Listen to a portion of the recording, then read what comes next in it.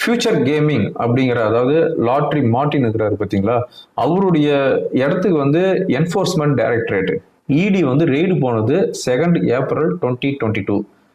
அவர் வந்து இந்த Electral bond purchase பண்ணியிருக்கிறது ஆஃப்டர் 5 டேஸ்ல வந்து எலக்ட்ரால் பாண்ட் வந்து பர்ச்சேஸ் பண்ணிக்கிறாரு 7th ஏப்ரல்ல. அதே மாதிரி அரவிந்தோ ஃபார்மாவுடைய எம்டி அரெஸ்ட் ஆகிறது 10th நவம்பர் 2022ல அரெஸ்ட் ஆகுறாரு. 15th நவம்பர்ல வந்து எலக்ட்ரால் பாண்ட் வந்து பர்ச்சேஸ் பண்றாரு. வித்தின் 5 டேஸ்ல எலக்ட்ரால் பாண்டு பர்ச்சேஸ் பண்றாங்க. அதே மாதிரி டாக்டர் ரெட்டி அங்க வந்து ஐடி ரெய்டு 13th நவம்பர் அன்னைக்கு போகுது. 17th நவம்பர் அன்னைக்கு எலக்ட்ரால் பாண்ட் வந்து பர்ச்சேஸ் பண்றாங்க.